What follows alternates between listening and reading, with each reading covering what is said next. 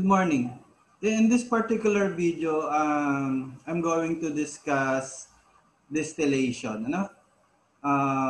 Basically, we'll start with differential distillation. So let me share the PowerPoint.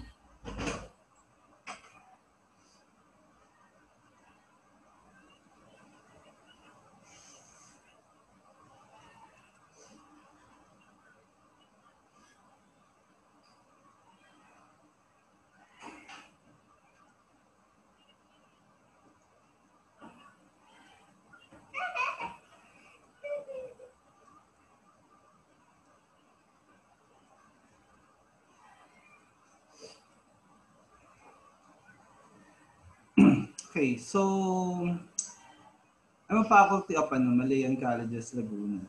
So every time my students took up the board exam, I made it a point to talk to them, and then ask them what particular question are included in the board exam. So regarding my the topics that I'm teaching them, so I'm handling unit operation in MCL. So particularly distillation, several times they just reported, that the question in distillation is basically balancing, parang chikal question lang. So we're going to, first we're going to solve a simple material balancing problem. So basically, if you're going to imagine distillation, there are 6 variables. The feed, the amount of distillate, and the amount of the bottom's product or the waste. And also their concentration, their corresponding concentration. So XF, XD, and XW or XB. I hope you still remember these concepts. No? So we're going to solve. This is a question from a quiz contest. No? Going to solve this problem. So as you can see, this is a simple Chicalt problem in distillation. So in a distillation column, it is desired to separate 200 pound-mole per hour of a mixture, 40 mole percent hexane and 60 mole percent heptane into a top product containing 90 mole percent heptane and a proton product containing 90 mole percent heptane. So as you can see, if you still remember, we usually express XD, XF, and XW or XB in terms of the more volatile component.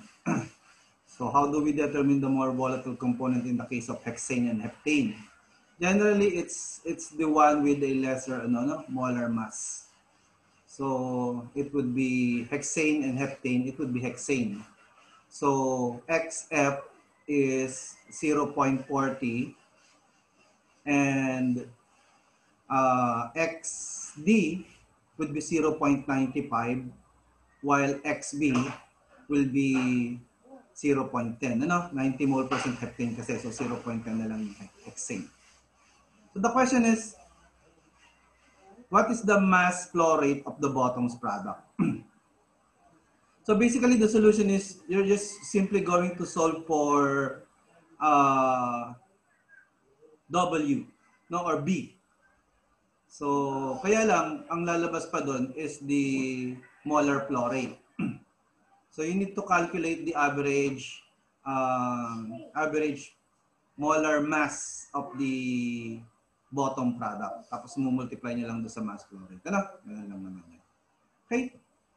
So I'm going to share a whiteboard to solve this problem.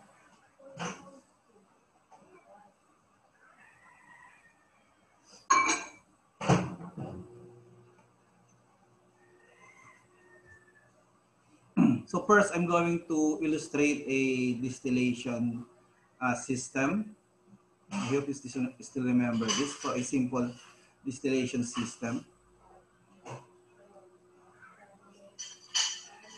wherein we have the feed. Tapos we have the distillate and the bottoms. No? Tapos, as I mentioned, we have three more variables sa concentration. Ano? We have XF, XD, and XB. And if you still remember, in Chicalc, in order to solve the distillation problems, you just perform an overall mass balance and then a component mass balance, no, of the more volatile component. So let me put the given for the problem.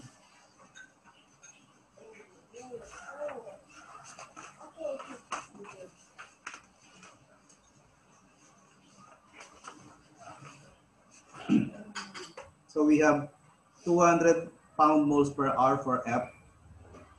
This is 200 pound mole per hour. Tapos XF is 0.40. XB is 0.10. XD is 0.95. So as you can see, there are 4 variables that are known.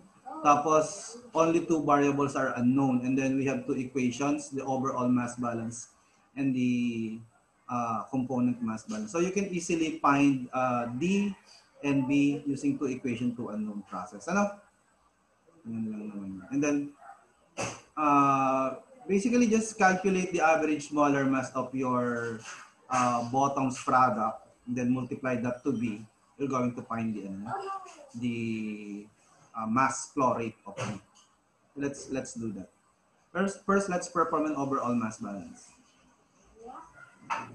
So that would be, for distillation, that would be F is equals to D plus B. Okay, so let's substitute what is given. Halimbawa, ang basis natin is 1 hour of operation.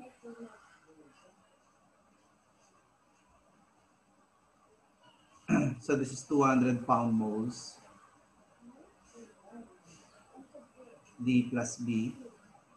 Tapos, let's perform the component mass balance, or the component mass balance refers to our hexane balance. Ano? So that would be 200 times 0.4.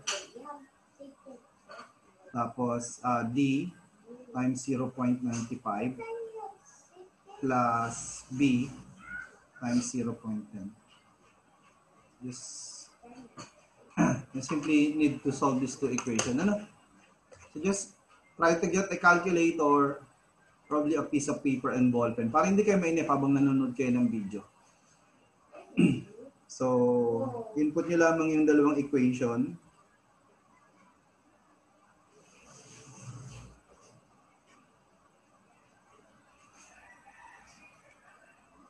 Okay. So, 2 unknowns. So, the first equation is 1, then 1, and then 200. And then the second equation is, that's 0.45, ano? 0.95. 0.95. Tapos 0.10. Tapos 200 times 0.4.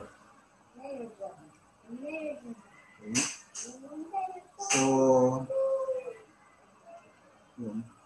So my B is 1,000, this is D, no? D is 1,200 over 17. Pero we're asked for the molar flow rate, mass flow rate of B. So B yung kailangan natin. So B is 2,200 over 17. Ano? I hope you also get that value. Ano? So B is 2,200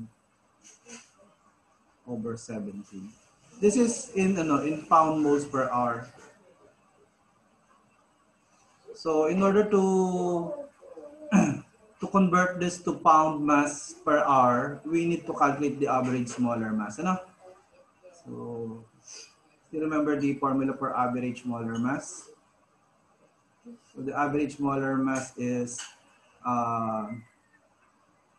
basically molar mass of B times XB, plus molar mass of A times xn. This is mass mole fractions, ano? Xa and xb. So, ito yung composition natin. 10% hexane.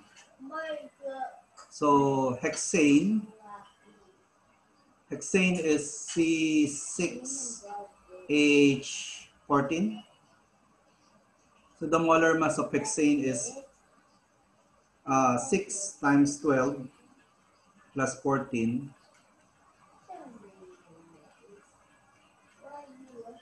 That would be 86. Ano? And then heptane, C7H16. The molar mass of hexane is 100. Ano? Exactly 100.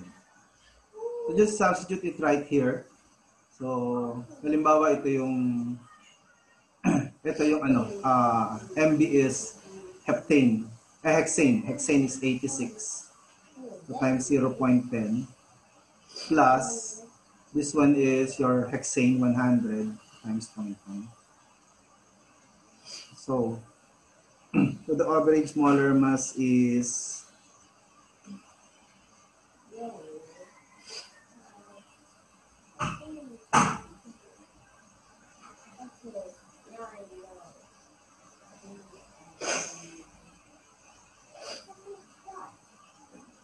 I have 98.6. Ano? So the average molar mass must be in between the two molar masses, 86 and 100. So since 98.6 is in between the two, most probably this one is correct. Ano?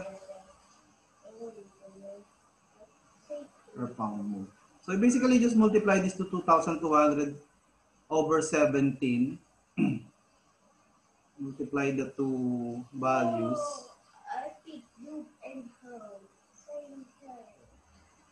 So the final answer for this question is 12,760. No? So 12,760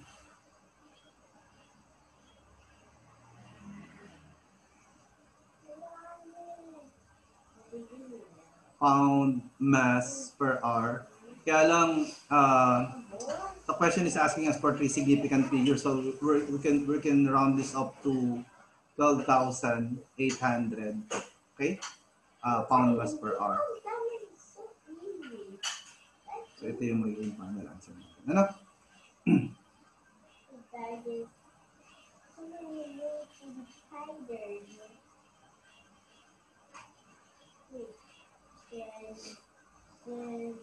Tingnan ko kung nandun pa yung ito na. 12,800 pound mass per hour. I hope you get this relatively simple problem. You know? So if I remember it correctly, there are 2 batches of my students who reported this type of question in the board exam. So if you have watched the MTB, the Meet the Board program, Sir Mijares and even Ma'am Sid and Ma'am Bulaong refer to a question bank. So there's a possibility that this particular kind of question for distillation is still in their question bank. So there's a possibility that this type of question for distillation will still be included in the upcoming board exam. Okay. So another thing, Sir Mijares is mentioning, the possibility of including an ethanol distillation problem. So if you have an ethanol distillation problem, it would look like this. Aside from the fact na, siyempre, you will not have hexane and heptane, but alcohol and water. Pero basically, the process would be the same. And in the next problem, we're going to solve ethanol problems. Okay, so let me go back to the PowerPoint.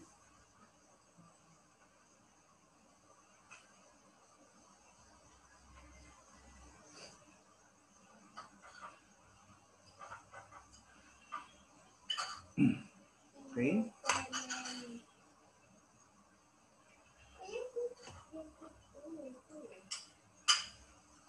Okay, so ito yung correct answer, no? 12,800 pounds per hour.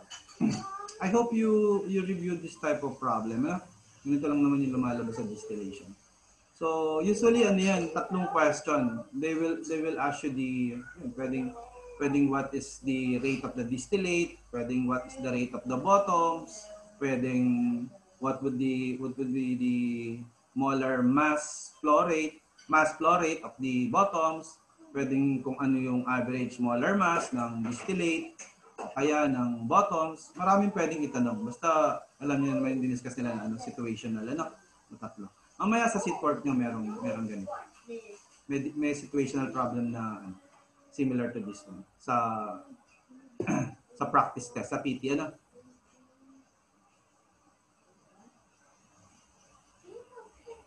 Okay.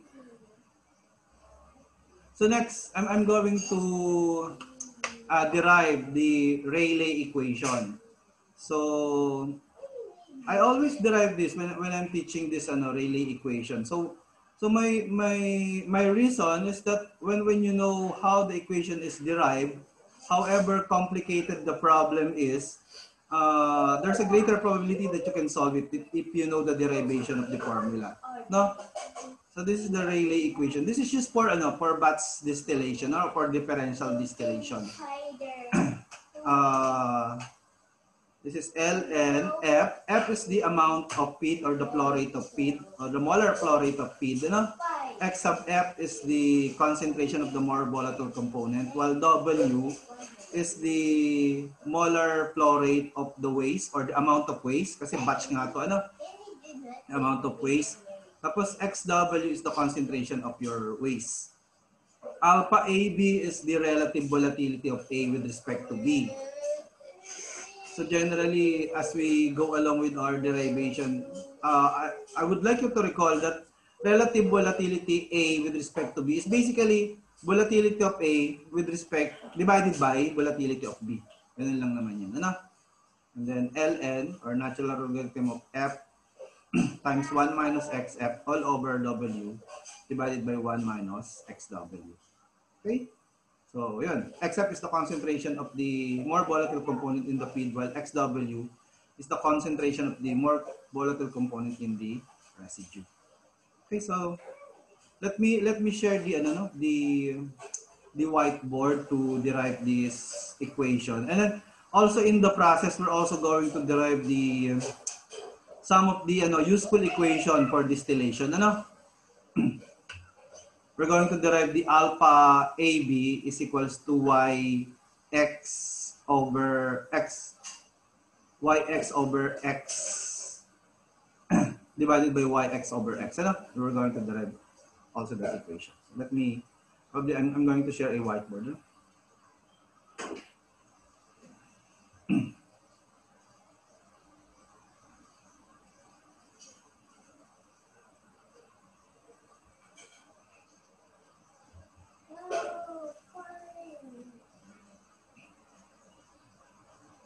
Okay, so we're going to start with alpha AB, the relative volatility. So alpha AB is basically volatility of A divided by volatility of B. Okay? So what is the definition of volatility? How do you measure volatility? How can you say that one particular compound is volatile if you're going to compare it with another, relative to another?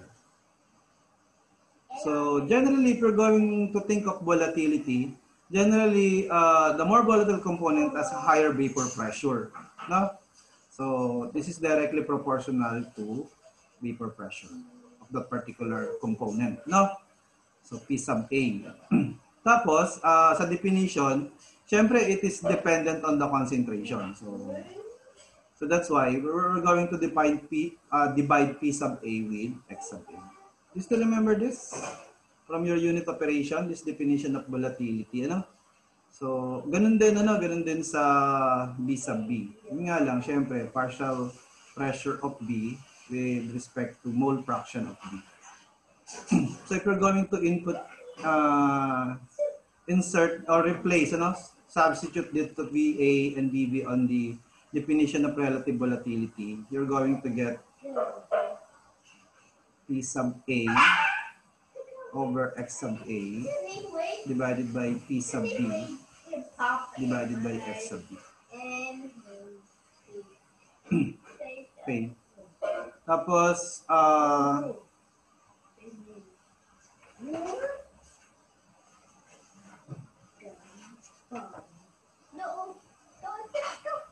if you're going to recall this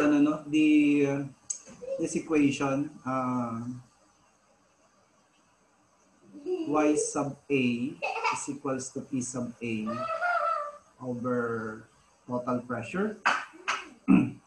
This is basically mole fraction, mole fraction equation. This is mole fraction of A in the gas phase, or in the vapor phase. So if you're going to assume that the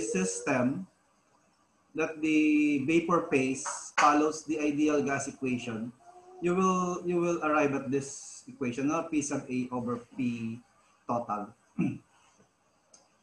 Basically, ang definition ng mole fraction of A is, ang definition yan is N sub A over N total. Yun lang naman ang galing. Di ba itong mole fraction? Number of moles of A divided by total number of moles. And then if you're going to apply the ideal gas equation, for example, P sub A B is equals to N sub A RT.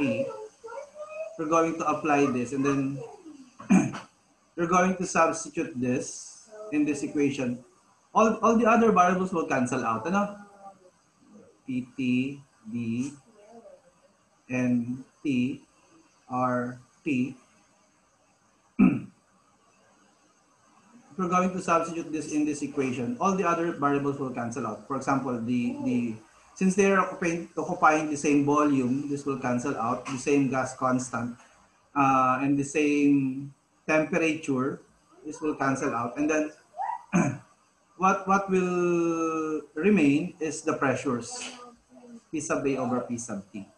So yung assumption, if this equation needs to be valid, is that the system must follow the ideal gas equation. Okay? I hope nasundan nyo. So, tuloy ko na lang. For example, halimbawa, di ba, N sub A is equals to P sub A over RT. Right? And then NT is equals to PT divided by RT. Then you N sub A over NT, like this one. You're going to cancel, you can cancel R. May B pa pala dito. You can also cancel B kasi same volume yun. And then you can cancel T. So P sub A over P sub T is equals to N sub A over N sub T. And this is equals to Y sub A. Okay? Yun. Anyway, so what we're going to do is we're going to replace P sub A with P sub T times Y sub A. And also, we're going to replace P sub B with P sub T times Y sub B. So, dito, So, you're going to see that P sub T will cancel out.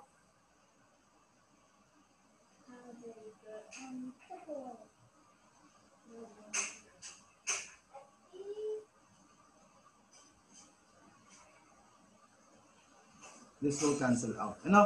And what remain is this equation that we most of the time, we use this equation to solve distillation problem. Ano? Itong alpha AB is equals to y sub A over x sub A divided by y sub B divided by x sub B.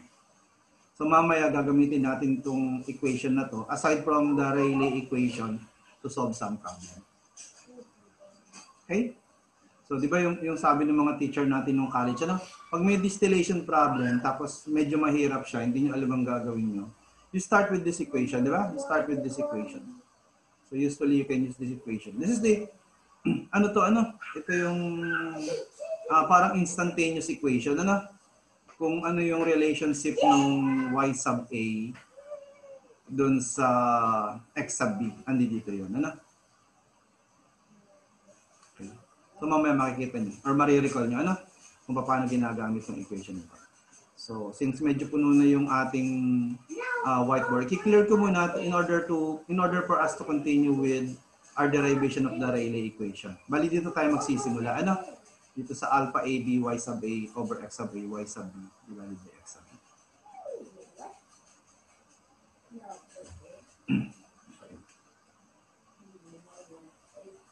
So, dito tayo magsisimula. Alpha AB is equals to y sub A over x sub A y sub B over x sub B. Okay, so isipin natin yung batch distillation system, no? So sa batch distillation system, meron tayong still, no? Parang lutuan. It's a batch tank, no? So doon natin ilalagay yung original mixture natin. Tapos generally, yung original mixture natin, syempre meron dalawang component, ano? We place it in the still. Right, still natin, ano? Still natin. Tapos, syempre, para magkaroon ng distillation, kailangan mag-boil yan. No? Kailangan mag-boil ito. So, i-heat natin. And then, in the heating process, sa simula ng heating process, you can imagine this, para makapag-set up tayo ng distillation ng differential equation, merong very small portion ng A na mag-i-evaporate. No? So, sabihin natin, napakaliit. So, let's call that D sub A. Differential distillation nga. Ano? Tapos, meron ding small portion ng B na mag-i-evaporate. So actually, itong D sub A at D sub B, ito yung distillate natin. Ano? Tapos yung matitira sa baba, syempre, mabawasan na siya ng DA. Ano? Yung A dito is the original number of moles of A. Okay? Original number of moles of A. Tapos yung B, original number of moles of B. Ano?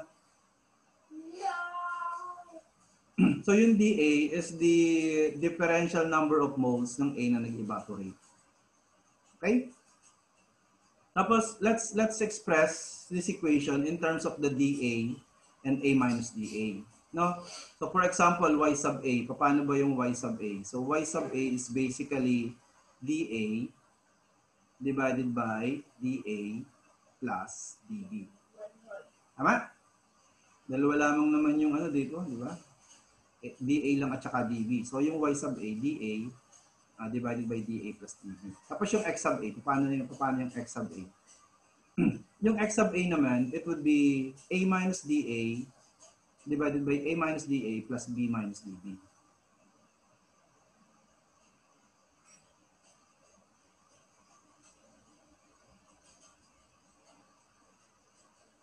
Okay? Sa baba, YB. So YB would be dB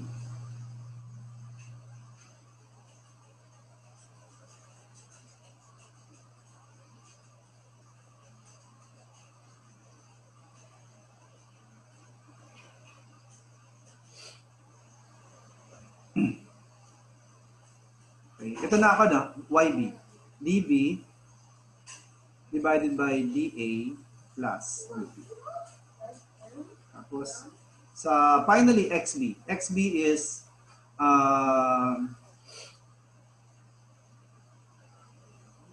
is B minus dB divided by A minus dA plus B minus dB.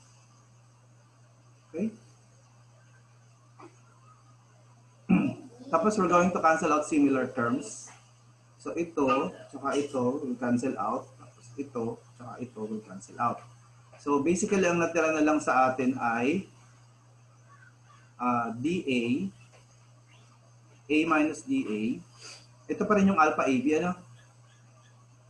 Tapos, sa baba, you have dB, B minus dB. Okay? So, kamukha din sa calculus nyo. Di ba sa calculus nyo, pag meron B minus dB, A minus dA, yung dB at saka dA, ano siya, it's very much less than, yung dA is very much less than A. Tapos yung dB naman is very much less than B. So, kina-cancel na lang natin itong dalawa. Ano? Di ba? So, dA is very much less than A. Ganun din sa dB. Ano? So, valid naman yung ano na yan. Mathematically valid naman yung assumption na yan. So, what will happen is that you will have, in the end, you will have alpha AB dV over B. Okay? Just integrate this. Okay? Sa kabilang side, you have dA over A. Just try to integrate this. You know? So this is syempre ang natural is will be B1 and B2. B1 to B2. Ano ba yung B1? So B1 refers to the original number of moles of B, no? In the system. Ito, halimbawa ito yung B na before the distillation yung B1. Yung B2 yung natira na lamang dun sa ano, yung waste ano, ng number of moles of B sa waste yung B2. So ito naman A1 tsaka A2. Ganun din yung definition ng A1 and A2. A1 is the original number of moles before distillation, and then A2 is the number of moles in the waste. Okay? So pag in-integrate nyo to, we'll have alpha AB ln B2 over B1 is equals to ln A2 over A1. No? Okay? So kung tandaan nyo pa yung Rayleigh equation kanina, it is in terms of F at saka W. So paano natin ito i-convert sa F at saka W? So as you can see, itong A and B, ito yung F natin. Ano? Ito yung feed natin sa distillation, sa still. Ano? So itong dalawa na to, ito yung F natin. Tapos meron tayong XF. So halimbawa, yung A natin yung volatile component. Halimbawa ito yung more volatile component, yung A. So basically yung XF is the mass, the mole fraction of A, ano? Yung XF, XA din yan, ano? Parang kung ganito yung example natin. So yung B naman is the less volatile component, ano? So how do we, halimbawa A2, how do we express A2 in terms of F? O A1 na lang pala, A1. Madali yung A1. So A1 is basically FXF. Ganun lang naman yun. Ano? Yung A1, FXF. What about A2? A2 yung ano na, ito na yan. Ito na yan. Ano? Yung A sa waste. So, ang waste natin, W. Ang concentration dyan ng A, XW. So, yung A2 is basically W, XW. Okay? So, what about yung B? Yung B2 naman. Paano naman yung B2? Okay. So, yung B2 is just simply W times 1 minus XW. Kasi, ano ka, pag binary lang naman, di ba? So, X, dalawa lang naman yung mole fraction. XW, yung mole fraction ng A, 1 minus XW yung mole fraction na A. Okay? So, itong sa kabilang side, this is alpha AB ln W 1 minus XW. Tapos ito sa baba, yung B1 naman would be F 1 minus XF. Okay? So that's the, I hope you're able to follow the the derivation of the Rayleigh equation. So actually nung May 2019 at saka nung November 2019 may lumabas na Rayleigh. May lumabas na batch distillation problem na Rayleigh. You know? So, twice na itong lumabas. Medyo current. Ano? Tapos yung makikita nyo mamaya example natin is ethanol distillation sa Rayleigh. So, pag-aralan nyo to, makasakaling maka-strike 3 siya. Ano? Pero yung previous problem, lumalabas din yun. Ano yung basic lang.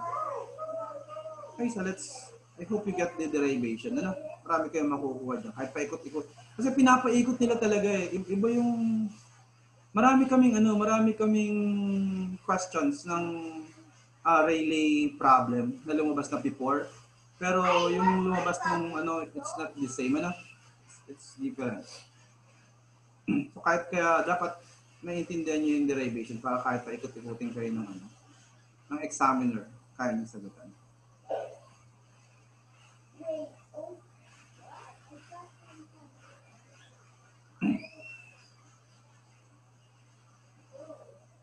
Okay? So ito yung dinerive natin. Medyo hindi yata eksakto kasi parang WXW nasa taas, FXF yung nasa baba. Dito naman sa kabila, W1 minus XW nasa taas, F1 minus XF yung nasa baba. So i-multiply nyo lang ng negative side, both side of the equation.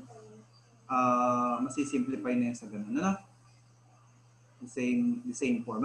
Tapos, pag nagsosolve naman kayo nito, madali naman siyang i-memorize kasi parang symmetrical siya. And then, hanapin nyo na lang nasa ano daw to. Nasa handout naman siya. Iba lang nga ata ng konti yung form. Okay, so let's try to solve some problem using the Rayleigh equation sa batch or differential distillation.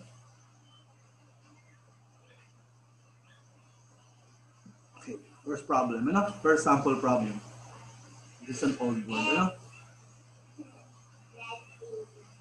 So, lambanog, coconut vodka. Alam niyo naman kung ano ang active ingredients ng mga wines. It's the ethanol, The wines, ng liquor, ng gin. It's ethanol. So, malay niyo, ganito yung i-dagdag ni Sir Mijares sa question. Lambanog, coconut vodka comes from fermented sap of the coconut tree. This is then distilled to make the drink more potent. It is a clear, colorless spirit with a neutral taste, potent kick, and a finish with a hint of sweetness. A batch differential distillation is made upon 25 kilogram mixture of ethanol water containing 7% by weight alcohol. So the question is, how many kilogram of distillate must be collected so that it will have an ethanol content of 30% by weight? Assume that the relative volatility of the mixture to be equal to 12. So, paano ba ginagamit yung Rayleigh equation?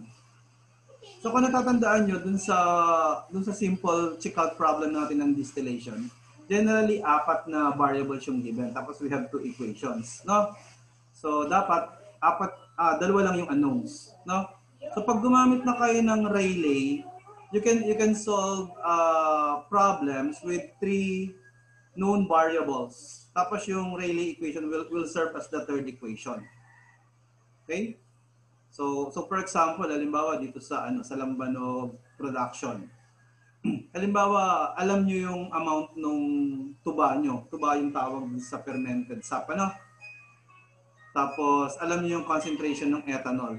That's your X sub F. So, dalawa.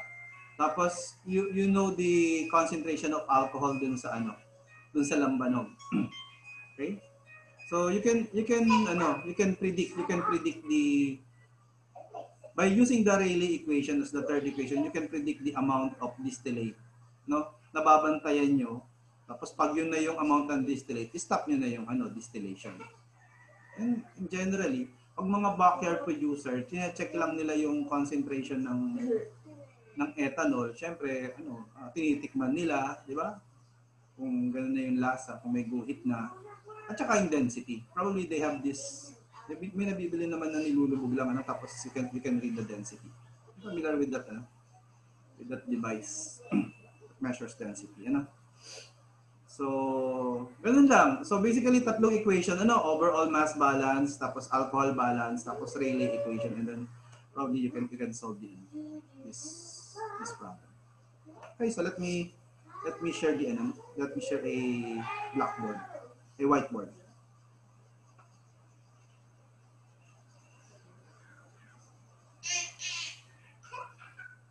Copy this. Okay. Memorize yung given.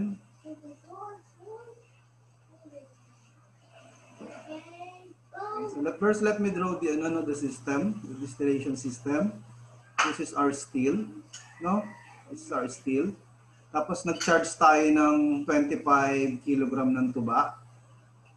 So ito yung ano natin, ano? Ito yung feed, yung mixture na nilagay natin dito sa steel. Usually pupuno yan, ano?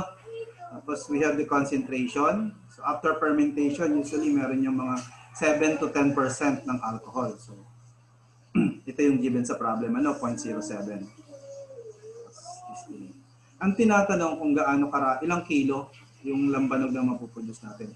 Kung ang gusto nating concentration ng lambanog ay 20%. Okay? So as you can see, tatlo lang yung given natin. 1, 2, 3. Tatlo yung unknowns. So meron tayong tatlong equations. Ano? So set up lang natin yung tatlong equation. First, the overall mass balance sa system. So pag distillation, we have F is equals to D plus W.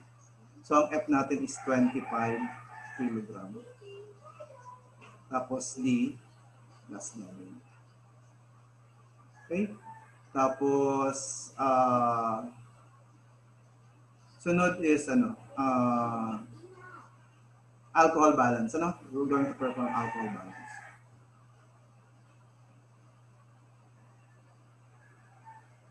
So alcohol balance, so it would be F XF, D XD, W XW, plus W XW. Okay, so let's just substitute 25, 0.07. Tapos D is DXD, D 0.30, plus W XW. So as you can see, wala tayong masosolve, ano? Kasi tatlo yung unknowns natin, tatlong variables yung unknown natin. So we need to use Rayleigh equations. Rayleigh, tandaan niyo ba? Alpha AB, Ln, F, 1 minus XF, W, 1 minus XW, tapos Ln, F, XF, W. Okay, so just substitute the given. Alpha AB is 12. This is 12. Tapos Ln. F is 25. Tapos XF is 0.07. So 1 minus 0.07. Okay. W hindi natin alam, ano? So ito, W at saka XW hindi rin natin alam. So most probably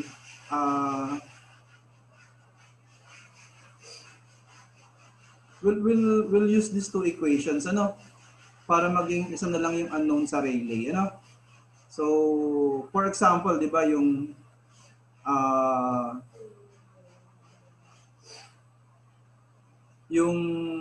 W, we can express that as 25 minus D. This one, 25 minus D. Tapos yung, ito, no, pag dinistribute nyo to, mangyayari dito sa equation na to is W minus W XW. So yung W, 25 minus D lang, using the overall mass balance equation. Tapos yung namang W XW is 25 times 0.07 minus 0.3 D. So isa na lang yung unknown, Isa na lang yung unknown. So let's try that. W is 25 minus D. Tapos negative W XW is negative 25 times 0.07. Okay? And then positive 0.3 D. Ano magiging negative? So negative yung pala. minus. Ito kasi pag transpose nyo magiging negative. Tapos pag pinultiply nyo ng negative, magiging positive. So, positive pala. Okay? Tapos on the other side of the equation, this is equal to ln. F again, 25. Tapos xf naman, 0.07. Tapos wxw. So this one, ano? 25 times 0.07 minus 0.3. Okay? So, just simply use your calculator. Tapos maglagay kayo ng, di ba mag-shift solve kayo, maglagay kayo ng approximate value ng D. So ang D, less than 25 yan. So say for example, maglagay kayo ng 5, gano'n. Ano? Subukan nyo. Your calculator. So 12, para hindi mainip, ano? Times ln. Okay. So 25 times 0.93. Sa baba, 25. Minus 0.7 din na lang yan, 0.7x. Tapos minus 25 times 0.07.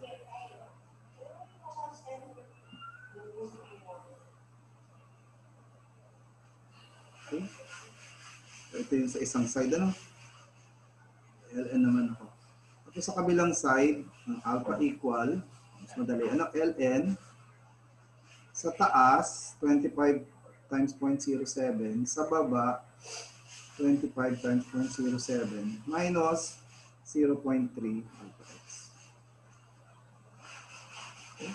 So, shift solve nyo, tapos lagyan nyo approximately equal to 5. Ano? Tapos you're going to get the answer, exact answer is 5.0151. No? So, D is equals to 5.01. Ano?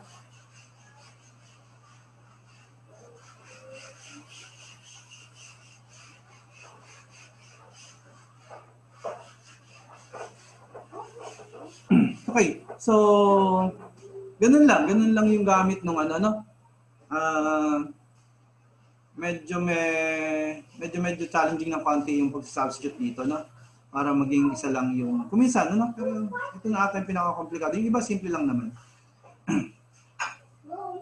Okay, so I hope you know how to use the shift solve, marunong kayong para maglabas siya ng tamang root. Okay? So 5 kilogram, ano? Balikan natin yan.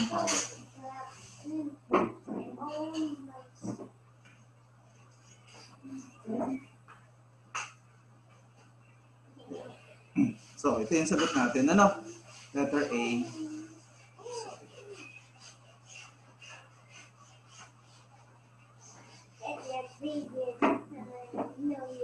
So, ito yung sagot natin. Ano? 5 kilogram. So, yung isang tanong dito ng mga estudyante ko, kung valid daw ba, but ba, hindi kasi mole fraction yung given, weight percent, hindi na ba kailangan i-convert?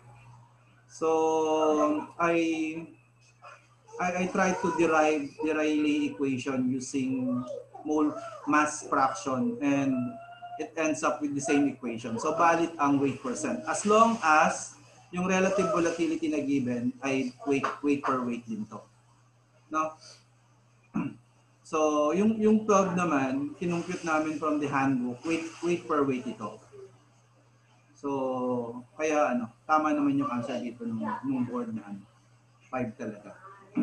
It's quite logical. Pag 25 kg na tupak, mga 5 kg or gano'n, yung napuproduce na lambanog. Mga 5 liters. So, probably we can now proceed to our next one.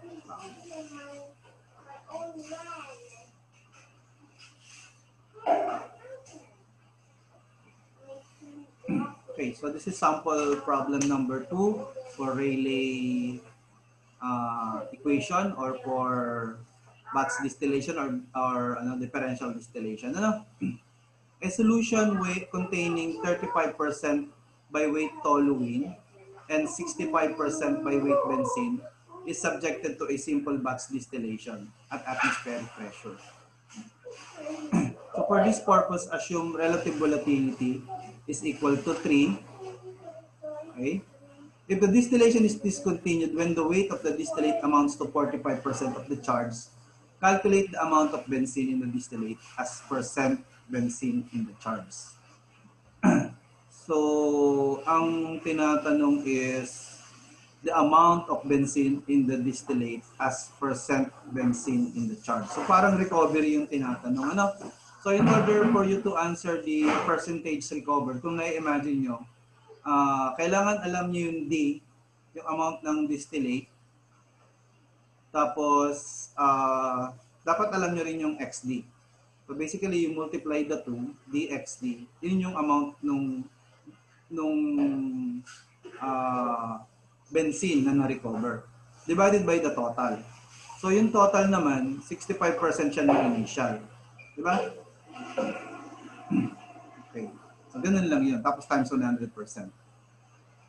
Tapos, ilan ba yung ano? Diba sabi ko sa inyo, may limitation naman kasi yung pagsosolve natin ng distillation. Dapat, tatandaan nyo pa yung check-out natin na nagbibilang tayo ng degrees of freedom, kung kaya bang isolve o hindi. So dapat tatlo yung known variables. So in this particular case, meron tayong XF, yung percentage ng benzene. Tingnan nyo, benzene at saka toluene. Alin ba yung mas mababa yung molar mass? Yun yung mas volatile. So benzene, di ba? Kasi yung toluene may may methyl group pa siya. So, meron tayong 0.65 XF. Pero aside from that, wala na. Hindi naman kasama sa count yung relative volatility. Kasi yun, constant yun. Hindi naman variable yun. So, ang meron tayo yung 45%. Yung 45%. So, how do we increase the number of known variables for this particular problem? Pag kulang, so the technique is gagamit tayo ng basis or mag-a-assume tayo. So pwede nyong i-assume na halimbawa yung feed is 100, no? 100 kilogram kasi by weight ito 100 kilogram yung feed, tapos kasi titigil na daw yung distillation pag yung weight ng distillate 45% ng feed, yung charge. No? So pag kung nag-assume kayo ng 100 kilogram na feed, 45 kilogram yung distillate. So tatlo na yung magiging known variables nyo. 100 kilogram na feed, 45 kilogram na distillate, tapos 65% yung 65% yung benzene. Okay? So, ganun lang. And then basically, overall mass balance, no? We're going to perform benzene balance and then Rayleigh equation to solve DXD, D and XD, and then finally solve recovery. Okay, so let's do this in the whiteboard. Let's do sample problem number 2 in the whiteboard.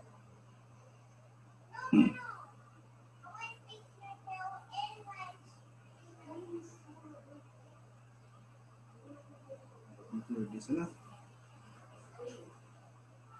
So, lagyan mo na lang ng cologne. Spray ulit, kasi may rush yung given.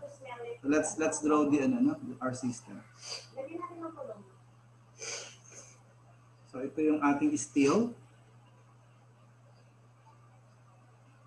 Tawag dito steel, You can buy this in Nagkarlan. Hindi ko lang kung meron na sa Shopee, So Nagkarlan kasi nagawa ng lamban. This is usually made up of stainless steel, So lalagay lang dito yung tubak.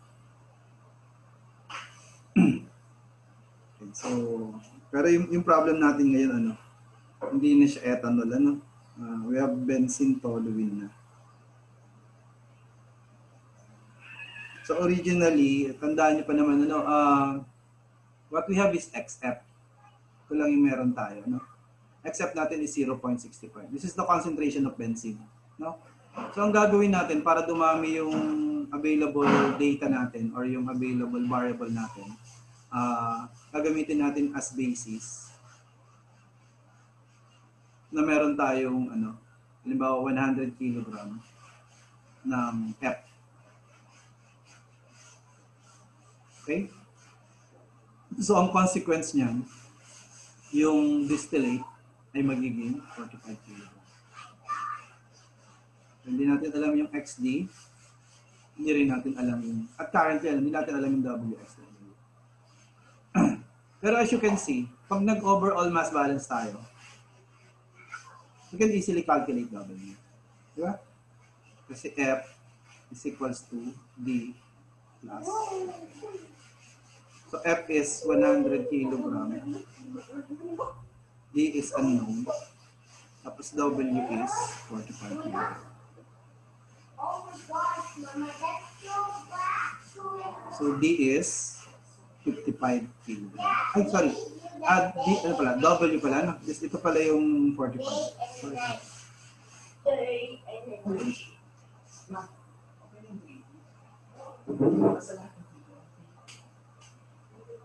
Mali pa tayo.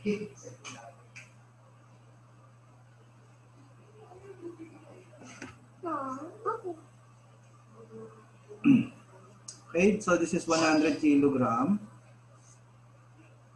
Tapos yun din natin yung 45 kilogram. So you can calculate W. Ano? So W is 55. Okay, tapos we're going to perform benzene balance.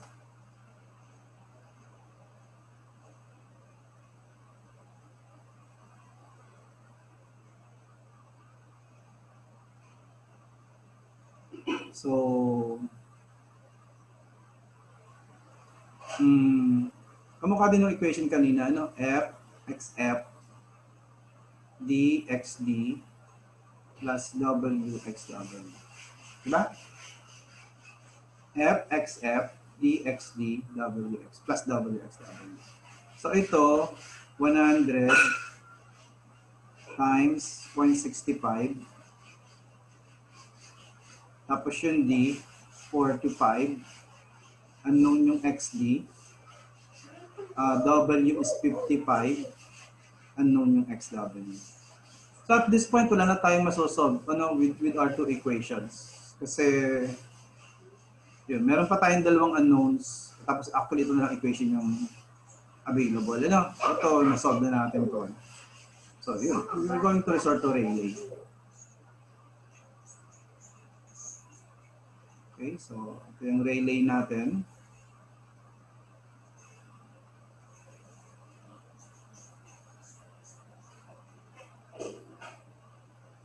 So these are old board exam problems, ano? Hindi naman kasi agad nagkaroon ng mga situational problem nung una, no? Pero syempre, yung mga luma naman. Madali itong gawa ng situational. Di ba? You can be asked for, halimbawa, XD, D, gano'n. No? Tapos, recovery. Tatlo agad, gano'n. FXF. Okay. So, alpha AB is 3. Alpha AB, given in the problem is 3. LN. Tapos F is 100. 1 minus 0.65. W na solve natin kanina, this is 55. So kita nyo ang unknown dito ay yung XW. LN.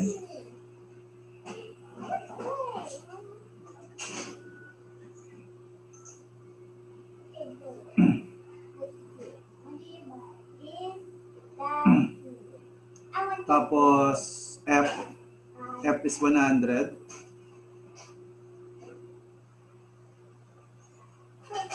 Tapos XF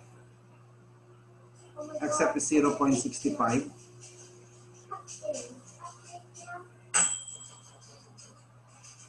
W again is 55, and then we have the XW. So try to solve for XW, using your calculator.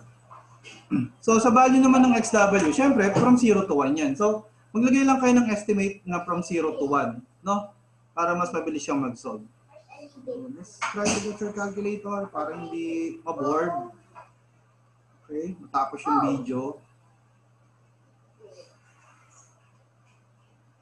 Tapos, ma-solve yung ano, no? Ma-solve yung PT.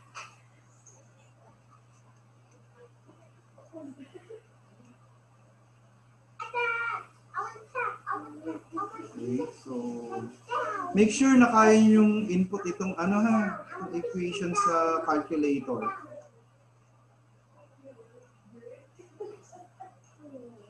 Tsaka mahalaga yung ano, mahalaga yung naglalagay kayo ng estimate. Lalo na sa board exam, you'll be using a weaker, a slower calculator. Ano, mas mabagal ata yung processor nung model na pinapagamit sa inyo. Baka hindi yung makapag-sheet solve ng mga ganitong ka-complicated na equation. No? Tsaka o kaya masyadong mabagal. So maglagay kayo ng estimate.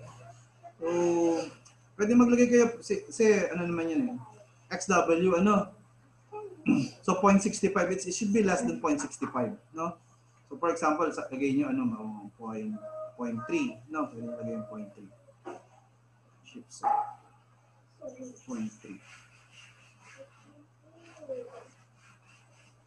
Yun. Ba, lumabas yung 0.5169. No?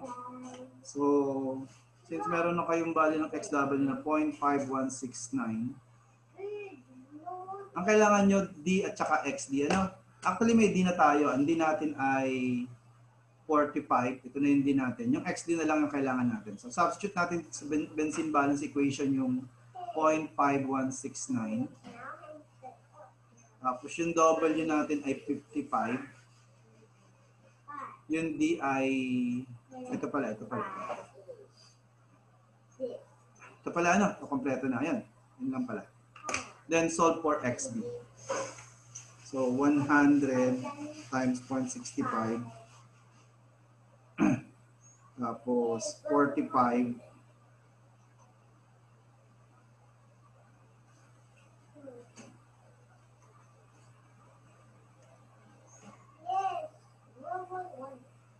Okay, and then shift solve. So 0.8126. Ano yung XD? So I hope you're able to get that XD is 0.8127.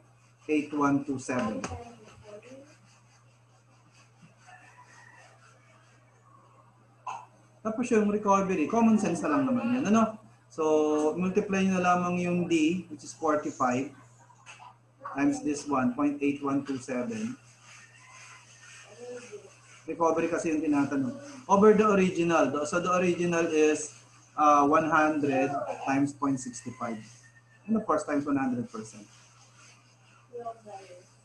So, the final answer is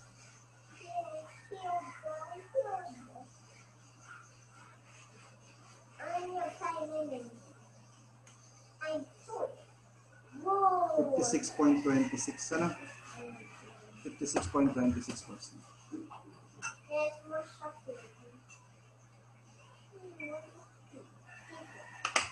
Okay. I hope you can follow the the solution. Pag hindi, balikan niyo lang 'to isa-isa yung process. Yung XW na nakuha, binalik lang dun sa benzene balance equation, ito. Tapos na-solve yung XD. Tapos basically, yung recovery, syempre recovery yung nasa distillate na benzene, 45 times 0.8127. Tapos divided by yung initial, 100 times 0.65. 56.26. So check natin kung meron ito sa choices.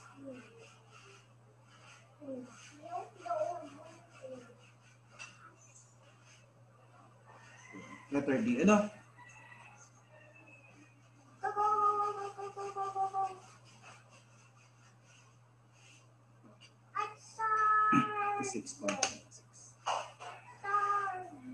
Okay? So let's try to solve our last sample problem. No, for this particular part, or this part. This is part 1 of distillation. No? There will be 3 more videos, no, after this. So this is sample problem number 3. A mixture containing 0.65 mole fraction A and 0.35 mole fraction B is subjected to a simple batch distillation until the instantaneous composition of the vapor leaving becomes 0.55 mole fraction A. Okay, so ang kaibahan nitong sample problem number 3, instead of giving you the XD, ang binigay yung instantaneous vapor concentration. Yung instantaneous vapor concentration, hindi yun equal sa XD. You know? So, this problem made you realize yung batch distillation process. No? Na hindi equal yung instantaneous vapor concentration dun sa XD. Yun lang naman yung gusto ng problem, ano, na ma-realize nyo yan. So, ito yung problem na gagamit tayo ng alpha AB, y sub A over x sub A, divided by y sub B over x sub B. Na, gamitin natin dito. If the relative volatility for the mixture is constant at 2.5, estimate the average composition of the total distillate collected. So as you can see, pinapanap dito yung XD. You know? That's XD. The average composition of the total distillate collected. A is more volatile than B. So let me go back to that instantaneous vapor concentration. So if we're going to consider a distillation system, so halimbawa ito yung still natin.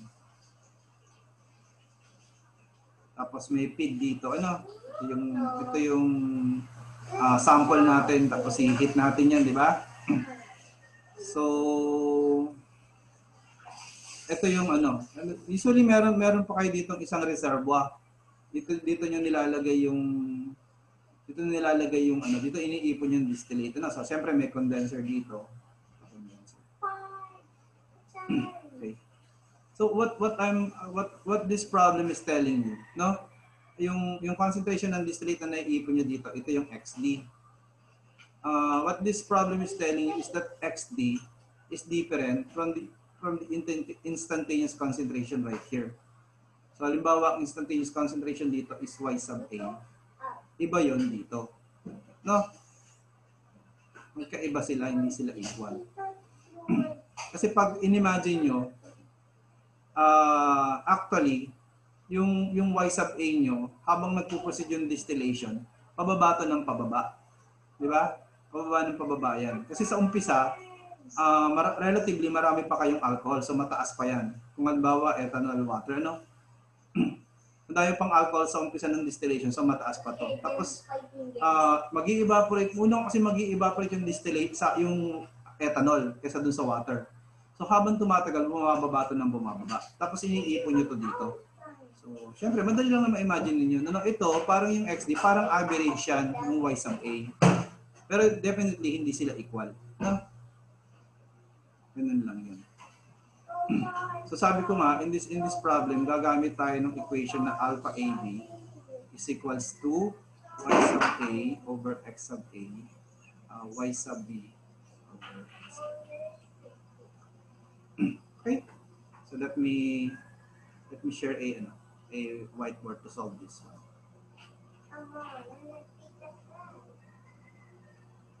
Okay, and more.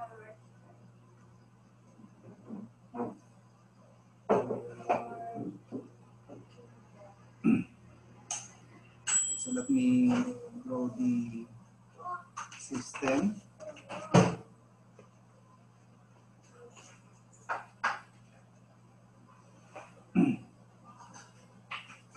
Ito pa rin yung ating steel.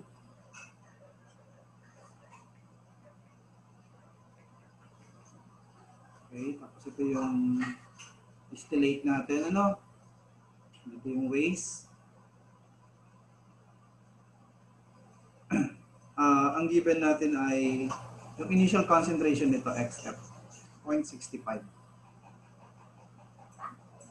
Tapos yung, what we have is yung instantaneous concentration. Let's call that y sub A. So y sub A is 0.55.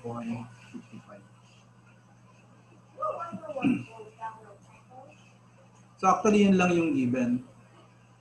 We can use halimbawa para madagdagan kasi isa pa lang to, we can use na halimbawa ang base natin is F is equals to 1, 1 mole fraction ba to? Mole fraction halimbawa, mole fraction to. Halimbawa, F is equals to 1 kilogram mole, ano? So, pwedeng gano'n, ano? So, ang basis natin is.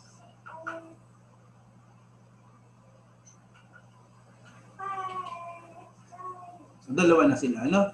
Kaya lang, we cannot go further kasi ito lang naman yung given natin, yung instantaneous y sub a is equal to 0.55.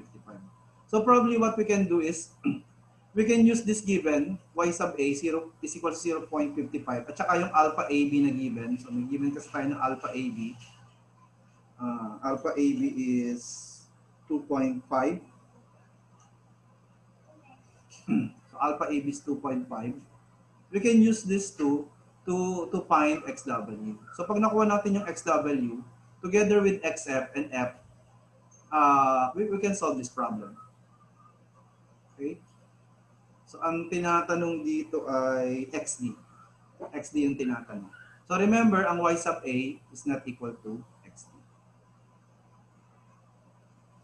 Ganun naman yung explain ko sa inyo. I hope you can imagine this problem. Ano? Na hindi equal yung y sub a sa XD. Kasi meron siyang, usually meron kang tangke ng distillate, dun mo iniipon.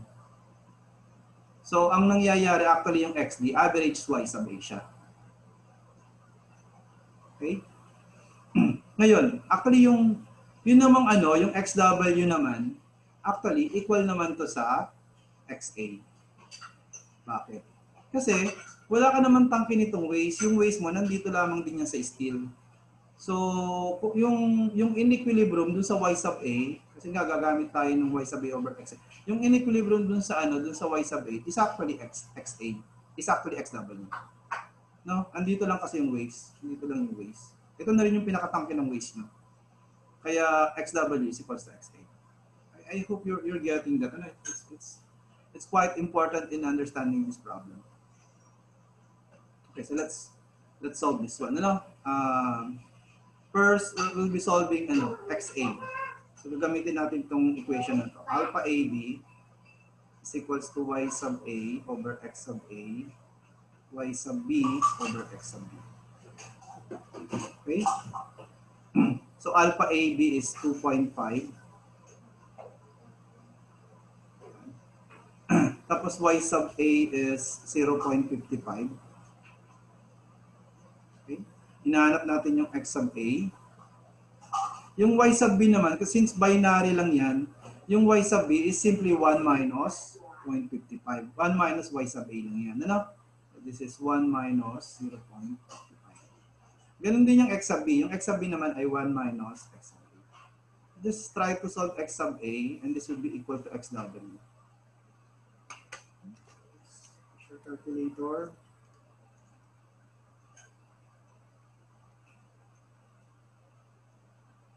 Okay, so 0.55 divided by alpha x.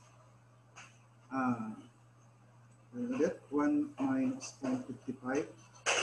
1 minus alpha.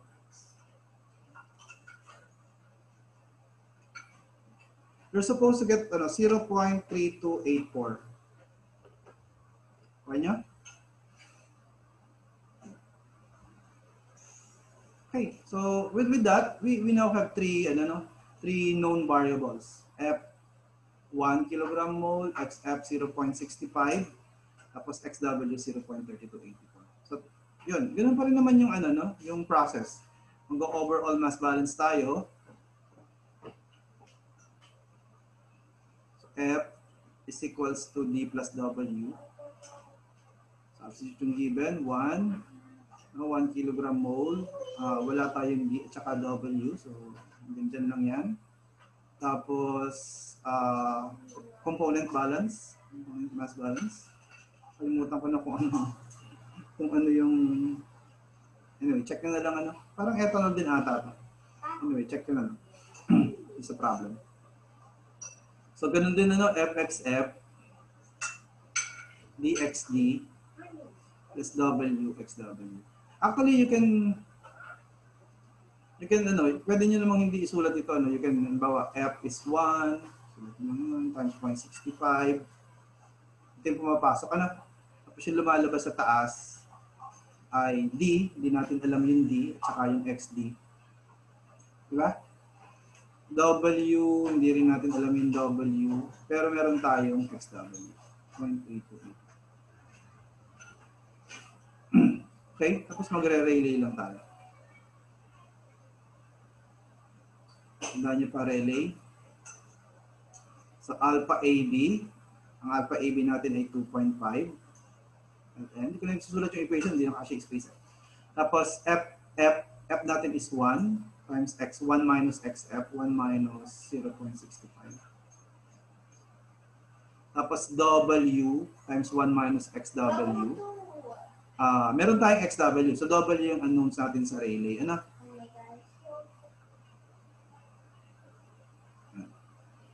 Tapos ln ulit sa kabilang side. 1 times 0.65. Tapos W times 0.3284. Ano? This is 3284. So just try to solve W. So basically, babalik nyo na lang doon sa ano, no? 2.5 times ln. So that's 0.35 ano, sa numerator. Tapos alpha x times 1 minus 0.3284.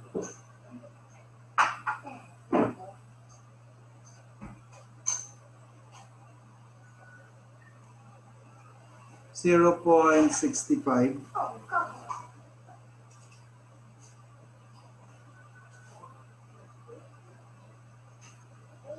Tapos this one is 0.3284.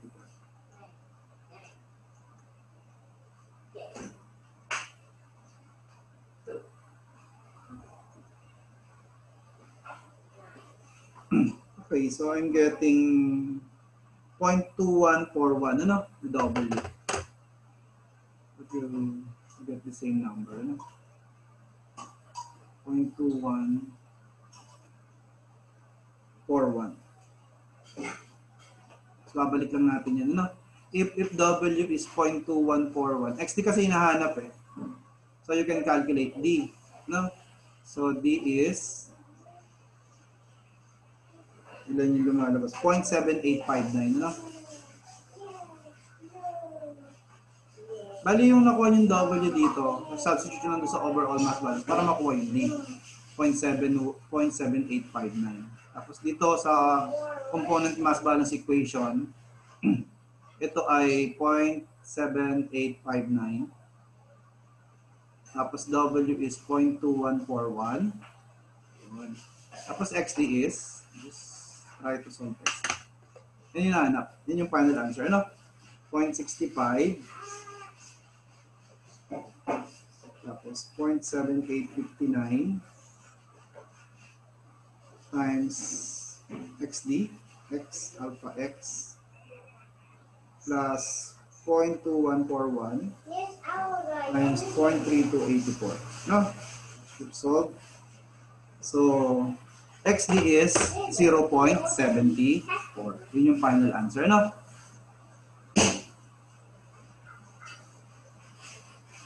I hope you get this final answer. Dali lang naman, ano? Meron naman kasing, ano, madali lang tong relay kasi meron naman siyang parang specific step. Mahirap naman kasi ang pabalik yung questions, ano? Usually, yun lang talaga yung flow niya. So, pinakita ko naman sa inyo yung iba-ibang instances na nangyayari. Konting math lang. Ito yung isang medyo kakaibang sample dito. Yung instantaneous vapor concentration yung ganyan. So, kanya gumamit tayo nito. Ano? Gumamit tayo nito equation. Aside from Rayleigh. Okay? I guess you understand this. I hope you understand this, ano, this problem.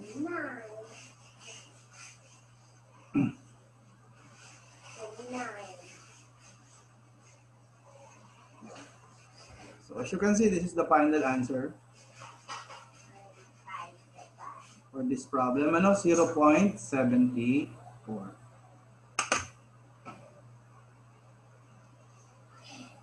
Okay? So aside from batch distillation, differential distillation, in the next video, I'm going to tackle steam distillation. Tapos, another one is plus distillation. Yung plus distillation, yun yung liquid vapor separator. And tapos, finally, on the last video, I'm going to tackle yung multi-state or fractional distillation. So, that's why we have 3 more videos. So, see you on the next video.